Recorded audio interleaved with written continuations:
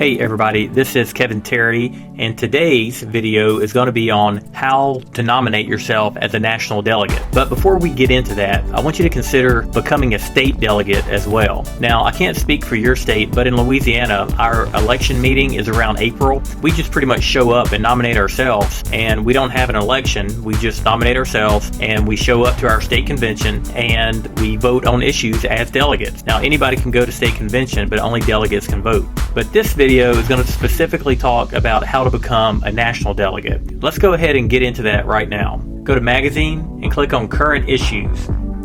You're looking at the National Rural Letter Carrier magazine. The one on the left is the one that has the nomination ballot for national delegate. This is the March 2017 edition, and if you notice on the lower left-hand corner, it says inside this issue, it's a little blurry, but it says National Convention Delegate Ballot. So if you click on the magazine, scroll down to page 66, you will see the instructions for convention delegate nomination. Now, I wanted to point out a few things in the instructions. If you look at the first bullet, it clearly states you may nominate yourself.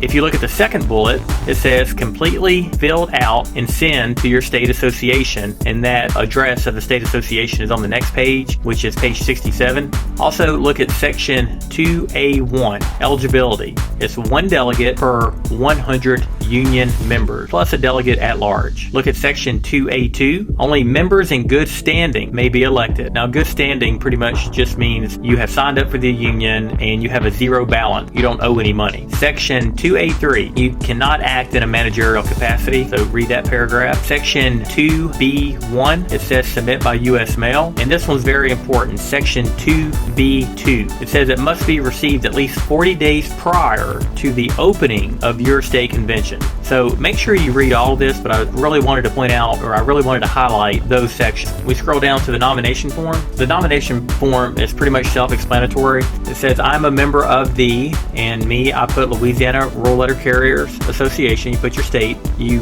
write your full name, your signature, your address, city, state, and zip. And then here is the self-nomination part, or you can nominate somebody else, but I hereby submit the name of, and you can write your name, and then again, write your address, city, state, and zip. It is just that simple. What I would do is make a copy of the ballot and write a certified number on it if you really wanted to make sure it got to the address on page 67, and mail the original signature. I encourage all RCAs to submit this form, and hopefully you get elected. Sometimes it's very common not to be elected the first time that you throw your name in the hat, but if you go to your meetings and get your name out there, when your name shows up on the list, a lot of times people just vote name recognition. Be nice to people and get your name out there, and before you know it, you'll be voting on these resolutions that we really want to pass. Anyway, that concludes it. I appreciate you guys.